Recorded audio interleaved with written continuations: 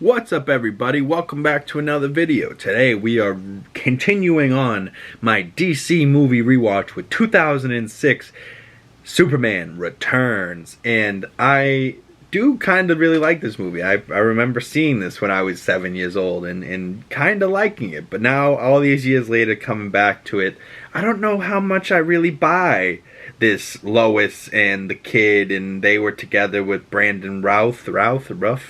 But I don't necessarily dislike his Superman. I dislike the assumption that these filmmakers, right, because it's called Superman Returns. There hasn't been a Superman movie before this, right, with this guy. So it's not like an origin story. But it's also kind of implying that this is like Superman 5, right? Like, because we had the first four Christopher Reeve Supermans, and those I really like, with Gene Hackman as, you know, Lex Luthor. So this is kind of implying that this Lois Lane and this Lex Luthor, played by Kevin Spacey, are those same Lois Lane and same Lex Luthor from those Christopher Reeve movies, and that this is the same Superman. And it's almost kind of weird because in Superman 3, the one with Richard Pryor, Superman fights a dark Superman, and it's Christopher Reeve fighting Christopher Reeve, but the Superman suit that he has is kind of a darker red, which is almost kind of this Superman suit. Like, if you can kind of see this logo, it's not so much red, it's kind of a darker maroon almost, and then it's kind of like a goldish yellow instead of like a bright, you know. I felt like the blue was right, but the reds, this Superman suit is definitely not one of my favorites.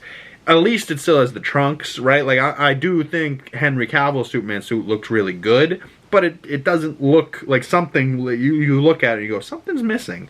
And it's the red trunks, right? Like, he needs the underoos. Yeah, he's Superman. He can wear underoos and not get made fun of. Like, let's not take it too serious. Like, he's a fake character. But, you know, I'm still a sucker for a love story, so seeing him and Lois get her little, like, flight the similar way that he flew around in the first movies with Christopher Reeve, you know, despite what people think of Kevin Spacey, this was before he was being a creep and whatnot, and before he was canceled. I've always thought Kevin Spacey was one of those actors that, like, every time I've seen him on screen, something has stood out to me, like, wow, that was a pretty decent, like, crazy performance, you know what I mean?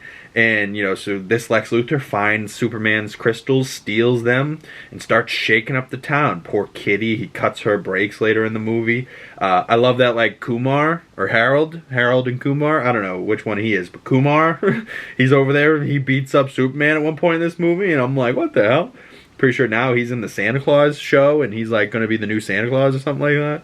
I didn't watch that show last Christmas, but, you know, it's on my list.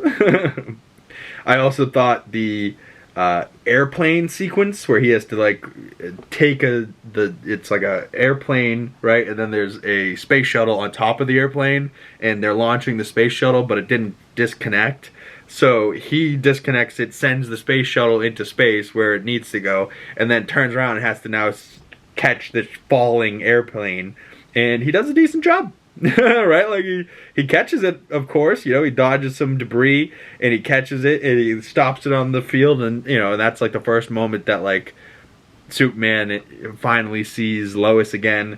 I like that this movie at least had, like, you know, is when he's Clark, he's still kind of nerdy, right? Like, he was that side of it really good, but I didn't really love this guy's Superman, but his Clark Kent was pretty awesome, so I'll shut him up for that.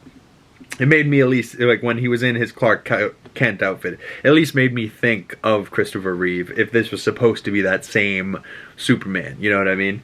But he catches the Daily Planets that spins around on top of the building. It falls, it's about to crush everyone, but he catches it with his big delts, you know? I also thought, like, he didn't have enough abs, right? He should have been a little bit more ripped. If you're going to use a muscle suit anyways, let the abs section be a little bit ripped, huh?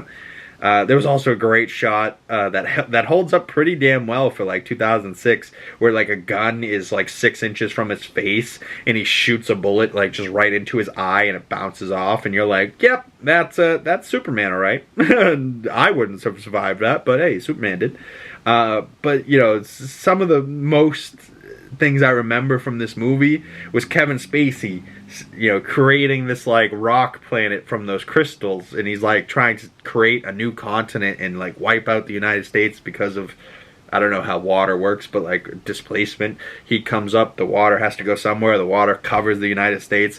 This keeps growing, so it makes a new United States, and now he's the most coveted landowner. It's a very decent evil villain plan, but I always felt bad for Superman, right? He's like, he's on a kryptonite planet, so he's already weak. He gets stabbed by kryptonite, so now he's even weaker. And then he gets beat up by Kumar and his gang of goons over there. I was like, oh man, Kitty's in the background having to watch it happen with her poor dog. Oh, that's just sad. But, you know, at the end of the day, he saves the day. The son is like Superman's son, but I don't know. It's decent. It's a decent movie. It's a tad long. I just don't really love how they imply that it's supposed to be Christopher Reeve's Superman, and it's that same Superman returning after all these years of not having a Superman movie in between. And now I know because I've watched all the movies, right? So the last Superman movie I've watched was 1987, I want to say, or 80, in the 80s.